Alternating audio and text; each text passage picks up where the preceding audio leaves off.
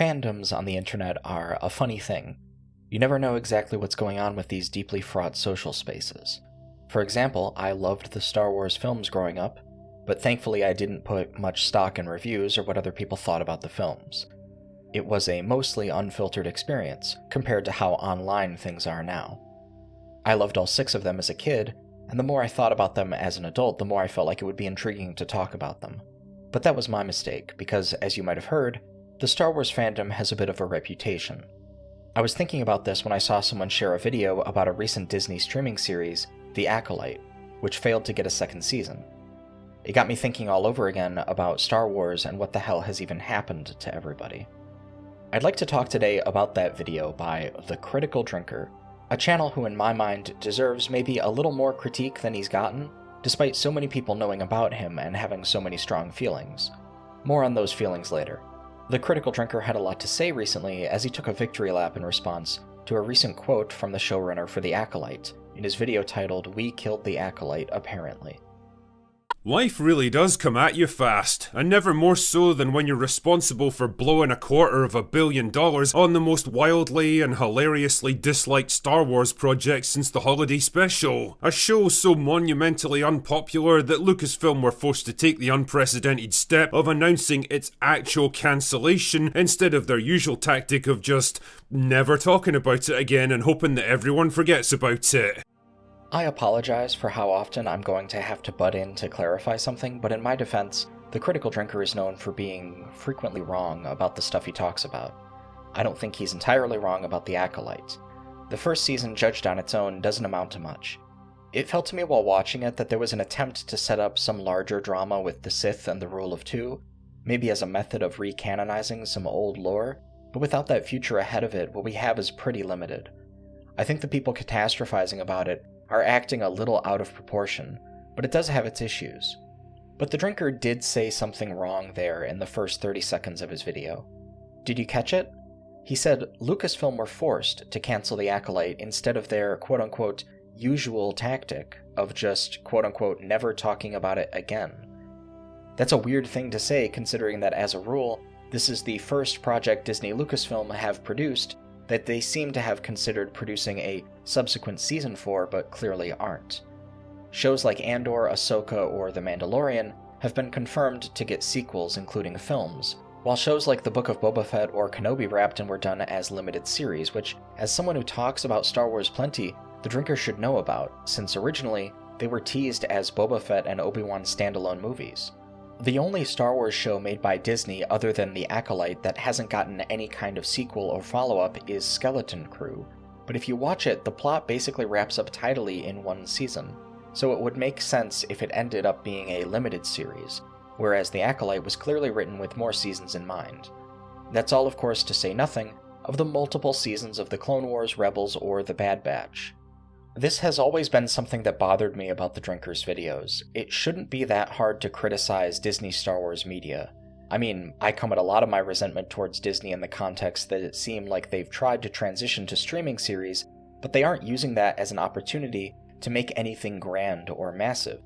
The biggest streaming series made with live actors is The Mandalorian, and credit where credit is due, the series has a few fun appearances by different actors, some big set pieces, and even some episodes with really tight writing. There's also Andor, which as I understand it was originally planned for only one season, but got a second one because it was just so good. But that's kind of the whole issue, isn't it? You'd think a massive creative endeavor with a ton of potential funding would allow you to greenlight a few seasons of a show that its directors, writers, and showrunner can build out in an actually intriguing way, with more than 6 or 8 episodes a season and a decent amount of content per episode. Instead, it feels like a lot of these shows are written and directed almost by design to have as few significant plot beats per episode as possible, with a lot of shots of actors posing so we can all say, "Wow guys, Scrungo Blip is back. Remember him from that one Expanded Universe book where he dates Luke's daughter?" And then maybe a character activates a lightsaber and poses and does some light choreography and we all clap. Maybe I'm just jaded, but it does feel like there's supposed to be more to Star Wars than that.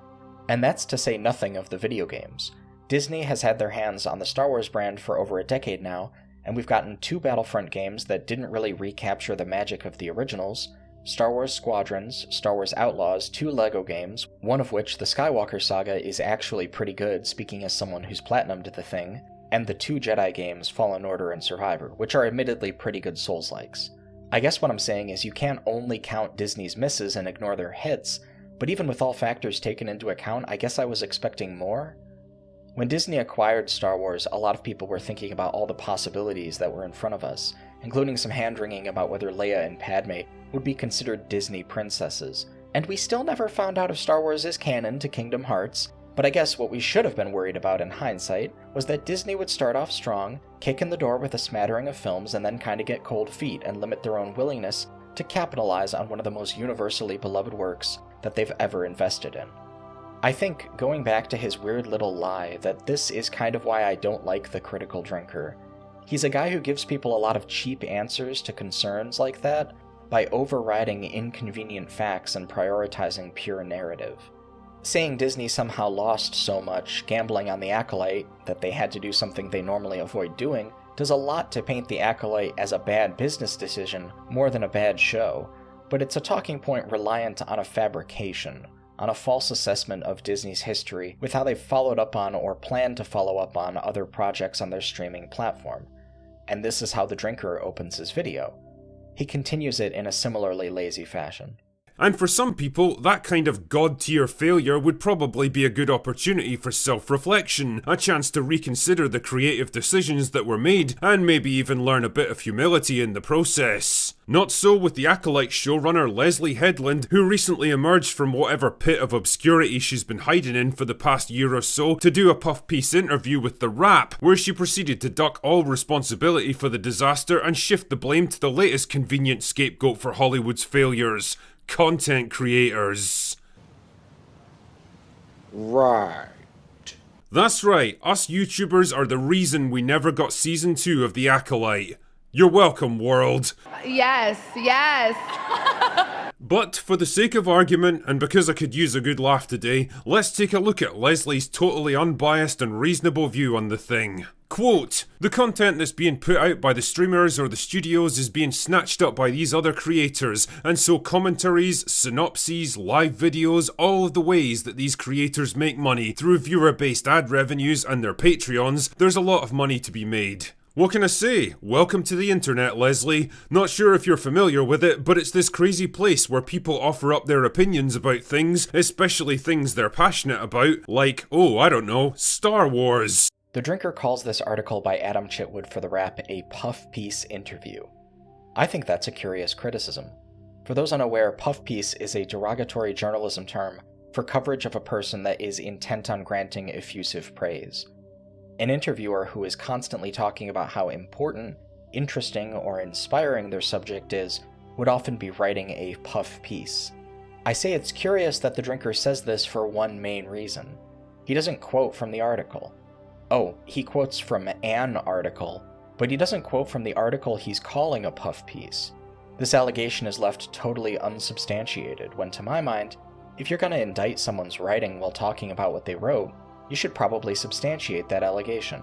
I mean, you're acting like that's what you're here to talk about. But he never does. Instead, the drinker reads from an IGN piece that links to the piece in The Wrap, which might be, and I'm only guessing here, because his content is usually pretty low effort and the article on The Wrap's website is paywalled. A multi-million subscriber channel could afford it, but alas, it doesn't seem to have occurred to the drinker to try. What's interesting is that the drinker might not have wanted to put the effort in, but he did feel very attached to the idea of making strong comments about Leslie Headland personally, which led him to commit a pretty big error here.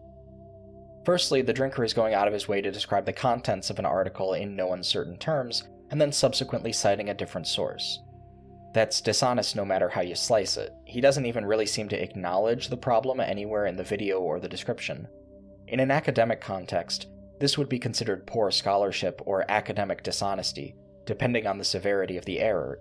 You don't invoke one source verbally and then materially cite another. If I wanted to tell you, Carl Jung once said, and then I cite someone who isn't Carl Jung, I'm obligated to tell you this person who isn't Carl Jung describes Carl Jung's work as follows, because technically the alternative is lying to you.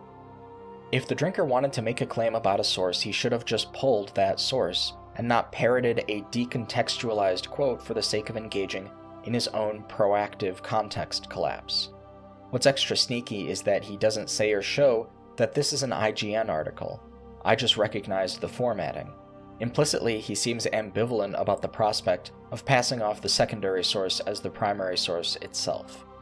The drinker's audience is getting a version of this story that isn't the original and has even been filtered a second time through the drinker's own editorializing to the tune of 1 million views and counting. But do they know that? We've already seen that the drinker doesn't really seem to care if the things he says to his audience are true, but he takes this up a notch when he chides Leslie Headland for not understanding the norms of these internet spaces. He's painting her as out of touch. However, like a lot of these content creators who aren't really putting in the effort, he makes a pretty major error. Keep this in mind for later. For now, we'll be moving on. And by the way, have at it. Get your coin 100%. But it revealed to me that there's a misunderstanding between the studios and that engagement. They think of it as fandom, and in ways it is, but studios use it almost like this focus group.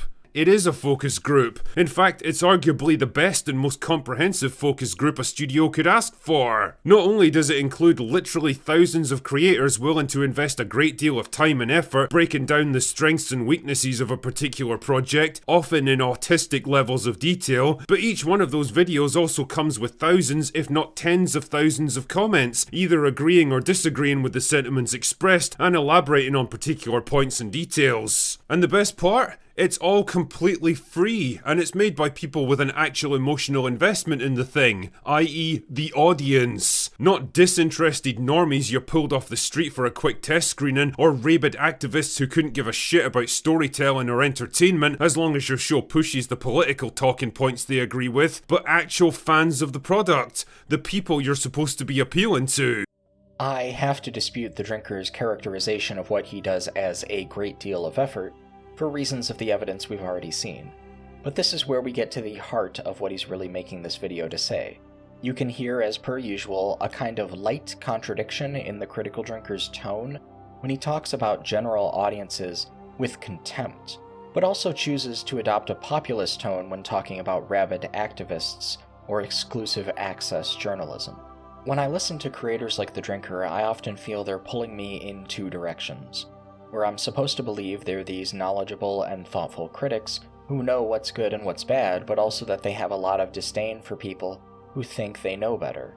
They act like they're simultaneously capable of having rarefied expertise, while also being the only thing resembling the common person that these companies should worry about. I know I've talked about this before, so at risk of repeating myself, I have to say it's cartoonishly naive to talk about Star Wars this way. Star Wars film properties were never a rarefied hobby supported only by a core fandom. It was always mainstream, and its mainstream character defines its financial success as always. Maybe our friend the drinker just isn't a numbers guy, but it's interesting to me that he talks about a fandom space online, which I'm not convinced his channel is, by the way, but we'll get there, as if that space is an adequate focus group. The drinker contrasts this with disinterested normies, but the load-bearing word there isn't normie, but rather disinterested. If someone is disinterested, the question would be how to make them interested. But the drinker crafts his argument around ignoring this idea by suggesting that this is all about getting ideas for how Star Wars can improve. It might be that he just doesn't know what a focus group is, but I think it's a little more likely that he's controlling the conversation to be about what he wants it to be about. That being fan identity and whether the Acolyte was good. But that's not really what the interview was about, and it's not what Leslie Headland was talking about, but it allows the drinker to say what he's actually itching to say. As a result, Headland predicted a move towards a world where the content being made about Star Wars will be more culturally impactful than actual Star Wars. For once, Leslie and I are in complete agreement, but only because Star Wars made itself culturally irrelevant by becoming a dull, unimaginative corporate product instead of the artistic vision of a passionate creative, and a mouthpiece for divisive and tedious identity politics that gradually pushed away its own audience. Instead of being an escape route to a fantastical world of adventure and heroism in a galaxy far, far away, it instead got saddled with all the baggage, gripes, and mundane grievances of modern culture. Instead of inspiring entertainment, Star Wars became just another stick to beat people over the head with the message. Now, I agree with that one little part about not wanting a dull corporate product, but everything after that is where the drinker loses me completely. For one thing, a lot of passionate creatives with artistic visions actually make art that has divisive messages. Consider, as an example out of a hat, George Lucas himself. I have another video on this that I'll have to finish up soon, but Lucas was very much himself writing an anti-imperialist, anti-colonial, anti-fascist text when he wrote the Star Wars films, and he practically beats the audience over the head with the imagery and symbolism, and even the outright dialogue. If you don't understand that, I think you're probably the wrong person to be talking about what Star Wars should and shouldn't be, and which messages are and aren't divisive. Speaking of the message, that vague and amorphous negative quality that drags down so many properties the drinker bashes, I'd like to shine a light on the falsity of his rhetoric by taking a quick look askance at his video series about why modern movies supposedly suck, specifically the one titled Why Modern Movies Suck, They Teach Us Awful Lessons. One of the great things about movies is that not only are they a fun escape from all the bullshit of everyday life, but they can also teach us important lessons about how to live those lives, like the value of friendship, camaraderie and loyalty, the dangers of pride and arrogance, the importance of compassion and charity, or the meaning of determination and resilience. Movies have the unique ability to inspire and move us, and like I say, the lessons they teach us have influenced whole generations of people to do more than they ever thought possible. To reach higher, strive further, work harder, and be more than they are. But they can also help to warn us against our darker impulses like selfishness, arrogance, and hatreds. They're a bit like a set of moral scales that help to keep us balanced and level. But the problem with modern movies is that I've begun to notice the moral scale tipping in the wrong direction, trying to frame negative actions, decisions, and messages in a positive light. Basically what this means is they're teaching people really shit lessons now, and if this sort of thing continues for too long, it's going to produce an entire generation of shitty people. I mean, damn, just log into TikTok for 5 minutes and you'll see exactly what I mean. The rhetorical play of invoking the message in scare quotes is that it plays to two audiences at once. On the one hand, some people in the drinker's audience will be affronted at the prospect of any concept of any message being forced into their entertainment, desiring instead for that entertainment to exist purely neutrally. On the other hand, still more people in the drinker's audience know that the message is really problematic because it is the wrong message. After all, the drinker has here admitted to wanting films to have messages in them. He just wants to be the one who decides which message that message is. The supposed plea for neutrality is a farce. It's also probably worth mentioning that you don't have to think about media this way. Morally didactic readings of art often flatten art to simple prescriptions. Sometimes the horror in a horror film might be that nobody makes it out alive. For another example, consider Patrick Bateman in American Psycho, who doesn't necessarily get his just desserts in the end of the film. Is that a bad moral message because it doesn't give people hope or justice, and possibly even presents a pessimistic view of the world? Or is it a valid artistic choice? Earlier, the drinker talked about how it was important for Star Wars to have passionate creative vision behind it. Does he think that rote affirmation of established norms is what generates that tendency to imagine new worlds?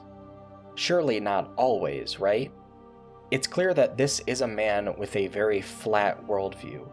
He actually talks about films needing to have the proper morals, like everything is VeggieTales to him. But speaking of which messages should and shouldn't be in Star Wars and its anti-fascist roots, we should return to the drinker's final gripe with the article. There are some of them that I respect, and there are some of them that I think are absolutely snake oil salesmen, just opportunists. Then, of course, there are the fascists and racists. You sure about that? You sure about that? We're still doing this, are we? The old anyone who disagrees with me is literally Hitler argument. Like, you know that became a meme about 5 years ago, right? It's such a mindlessly dismissive argument that's been used so many times in so many situations where it absolutely doesn't apply that it literally means nothing at this point. Am I so out of touch? Calling someone a fascist in 2025 is like a jilted ex-girlfriend telling the world you're crap in beds. It's just something that everyone kind of tunes out now. Lots going on here, as they say. First of all, just as a small note, no, I don't think Hitler comparisons lack meaning. I think they should be reserved for when they're meaningful. But if you think that a comparison to the architect of the Holocaust lacks meaning in and of itself, you're admitting to participating in the trivialization of those terrible historical events. If I think someone is making a meaningless reach, then I evaluate that on the substance. Treating any invocation of fascism as inherently meaningless is just like saying that you don't think there is such a thing or that it's worth caring about. I disagree. I think actual fascism is a big deal, and that's why it shouldn't be trivialized. And any comparison to it should be properly contextualized and kept in proportion. This idea that we don't or shouldn't care anymore about invocations of Hitler, the Holocaust, Nazism, or fascism is dangerous. I don't like when people abuse those comparisons, but whether they do or don't has no bearing on how seriously I take the invocation of the issues. If anything, the seriousness of the issue is why I don't like its trivialization. It's also worth noting that Leslie Headland literally never said that. The critical drinker is just making up a woman to get mad at. She never said all her critics are just fascists or racists. He read the quote from her earlier where she said, "have at it." She probably wouldn't say she respects some of these people if all of them are racists in her mind. The drinker isn't even trying to square his arguments with each other, he's just lazily shooting from the hip. Now that we've finally made it through his main arguments in that video, we can laser focus on what specifically was so funny about his earlier rhetoric, about Leslie Headland deflecting in this interview. Let's actually read some full context from the piece in the rap, which of course the drinker didn't do. Quote, "What was the experience for you to see the show not only get attacked but weaponized by certain parts of the media? I have thoughts about this, and I don't want to go on a tangent, so I'll stick to the personal rather than the professional. I was not online. However, I am a Star Wars fan, which means I have always been, since the launch of YouTube, part of the Star Wars recap criticism lionization fandom community. These guys I've known for years and years. So when I got the information from others about what the weather report was, there was this real concern from friends of mine or coworkers of mine that saddened me. I was also like, I know who these guys are. You don't have to tell me who's talking about it or how bad it is online, I know exactly who they are. I supported them on Patreon. There are some of them that I respect, and there are some of them that I think are absolutely snake oil salesmen, just opportunists. Then, of course, there are the fascists and the racists, so it runs a gamut. It isn't just one thing or the other. So I think that if you're in one part of the fandom, you understand the genre and tone of particular channels and creators. So in some ways I wasn't surprised, and then in other ways I was disappointed. I think you always do that when you create something, it's just that Star Wars is on a massive level of visibility. The content that is being put out by the streamers or the studios is being snatched up by these other creators, and so commentaries, synopses, live videos, all of the ways that these creators make money, through viewer-based ad revenues in their Patreons, there's a lot of money to be made. And by the way, have at it, get your coin 100%. But it revealed to me that there is a misunderstanding between the studios and that engagement. They think of it as fandom, and in ways it is, but studios use it almost like a focus group. It made me start to think, rather than these fans are toxic, or this thing is being mean to me, it made me think more that the content being made about Star Wars will ultimately be more culturally impactful than actual Star Wars. I believe we're headed into that place. Those IPs will continue to make money, but I don't know how much they will affect the next generation as much as the content that is being created around those events, IP films and television studios. That is a proper business model rather than a bunch of mean people. It's a lot more financial than I think people realize. And as somebody that really has supported a lot of these channels financially, and with my eyeballs, some of that stuff is probably the only content that a younger generation is seeing. Immediately, we can see some major holes in the drinker's narrative just by sourcing the remarks to their place in the interview. In the first place, this is a difficult question, not one designed for a puff piece, just to heap praise on Leslie Headland for being stunning and brave. The drinker's accusations are also false. He corrects Leslie Headland as if she's new to all this, but her commentary is precisely coming from a place of familiarity. She's been in these fandom communities, and that's why she gives this answer. She isn't blaming anyone else for her failures here either, as she specifically states her familiarity with these spaces showed her that this really wasn't about her personally. She also brings up the existence of fascists and racists in the community to specifically mention that they are only one feature of that landscape, which is the exact opposite of calling all of her critics Hitler. The drinker lied. Are we surprised? All of the drinker's remarks just appear to be a substanceless 2 minutes hate against Leslie Headland for content's sake. It is about what I expected, if I'm being honest. I became aware of the drinker back when he first started making videos about The Last Jedi, and I noticed something that would kind of become a theme throughout his content in all the years moving forward. The next clip is from a video all the way back in 2018 called Star Wars: The Problem with Rey, and as you can probably guess, this is another unforced error on the drinker's part. I have a whole video going over the writing of Rey across the whole sequel trilogy, where I talk about why I think Rey Skywalker is poorly written. A number of the drinker's arguments are very poor, which sucks because there's a lot to dig into, although I do have to cut him a little slack, since The Rise of Skywalker wasn't out yet, so a lot of the points I make in my video wouldn't have been apparent to him, and that's okay. But see if you can catch what this old video has in common with some of his current content. 2. Stop bashing men. For some reason, every male character in The Last Jedi acts like a fucking teenage girl. They're moody, impulsive, short-sighted, jealous, insecure, and emotional. Strong female characters are great, but if they're only made strong by reducing men to weak and ineffective morons, then it's all for nothing because it means nothing. It's not like a seesaw, Kathleen. Both sides can go up at the same time. 3. Stop treating your fans like idiots and stop making Star Wars political. I know it's 2018 and everyone has to have a political opinion on fucking everything, but people aren't stupid and they don't like being preached to. When your anti-capitalist, anti-male, anti-white people's social justice agenda takes priority over actual storytelling and characterization, well, they're going to notice and they're not going to like it. More important, they're not going to pay to see it, which is why your movie made $800 million less than its predecessor. Simpler times. A lot of stuff should jump out at you here, of course. The critical drinker seamlessly moves from insisting on an egalitarian approach to gender to saying that the film shouldn't be political. More than that, he appears to insinuate Star Wars is being made political, as in, as of right then, and not, since its inception. Going from complaining about bashing men to using teenage girls as a pejorative is hilarious, and still funnier is complaining about anti-capitalist storytelling. I guess that talking point had to be temporarily retired in Andor's wake, huh? That's rough, buddy.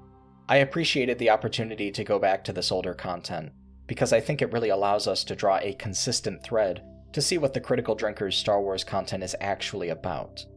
For a more general look at how he talks about media, I'd like to just quickly show some clips from his video series about why modern movies suck, with the first being, Why Modern Movies Suck, They Hate Men, and the second being Why Modern Movies Suck, The Strong Female Character.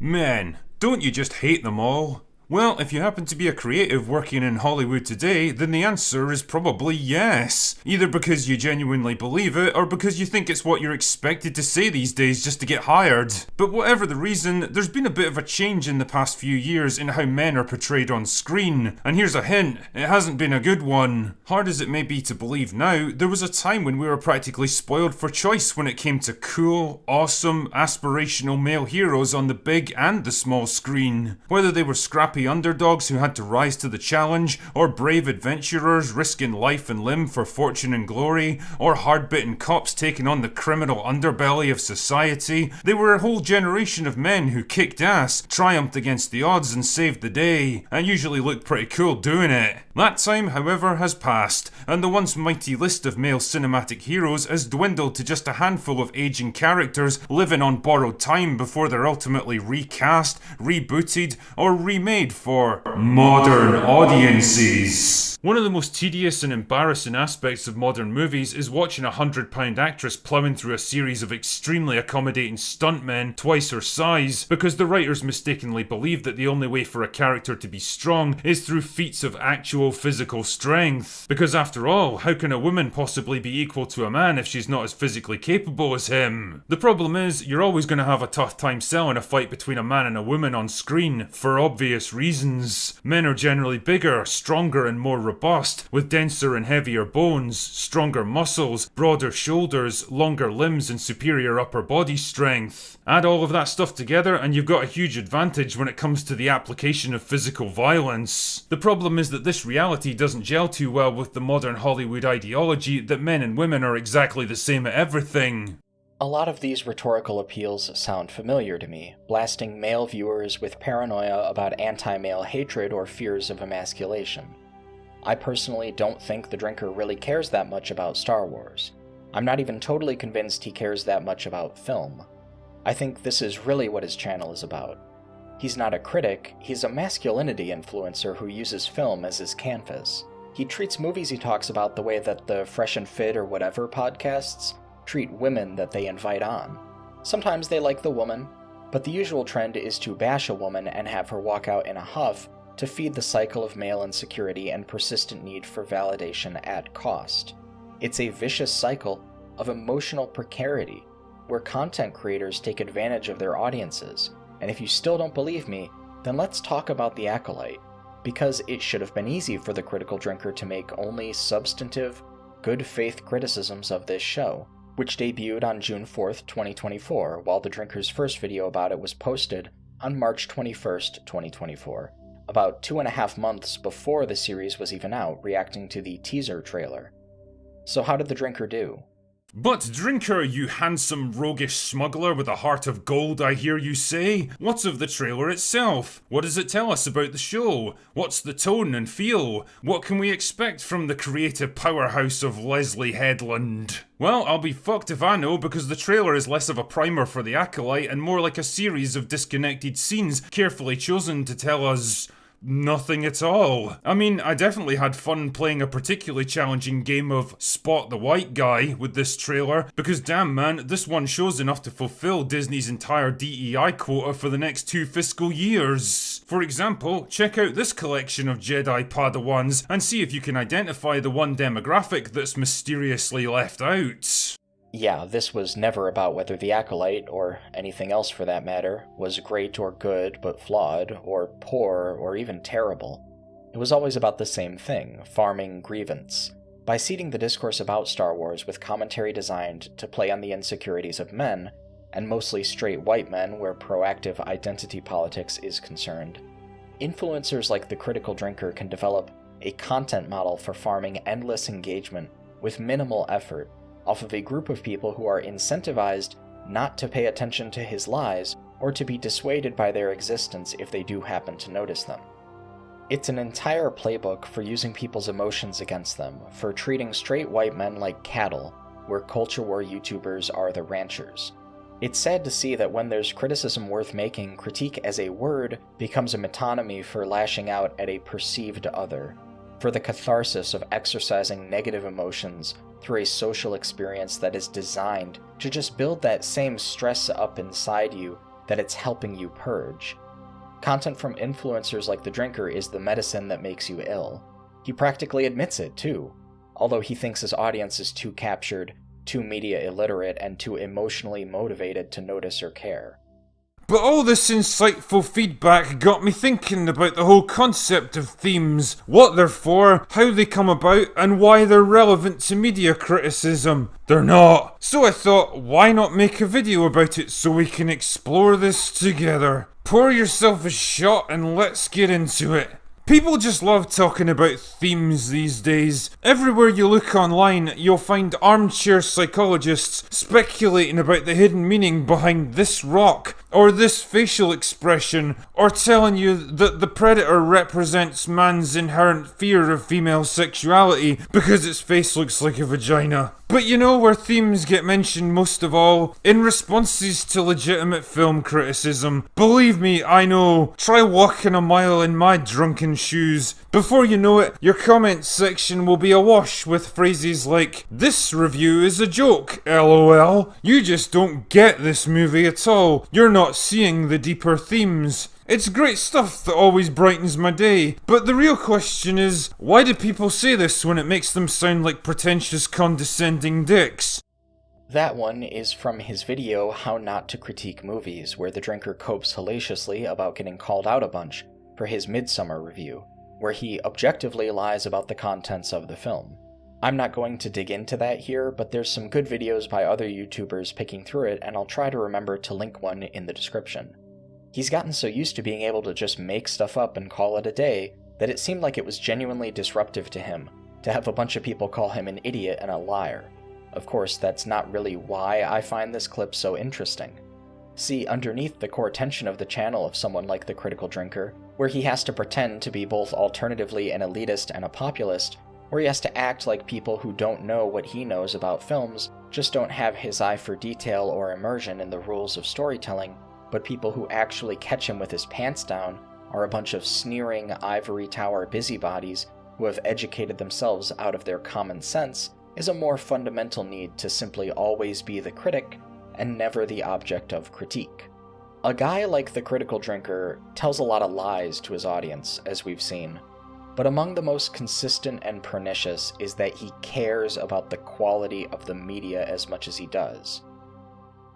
If he cares at all, it's a secondary concern at best, because upon receiving pushback, he folds into a defensive posture where you are actually the one who's wrong for ever expecting him to engage in anything greater or more thoughtful than a badly remembered list of cinema sins laundering male insecurities. All that stuff about how films call us to be higher versions of ourselves and remind us of our virtues went out the window real fast here, didn't it? It's because he doesn't really believe any of that tripe. He is every bit the slop factory he wants you to think Disney is. Don't ask for more, don't ask for better, just watch YouTube video and get excited for next YouTube video.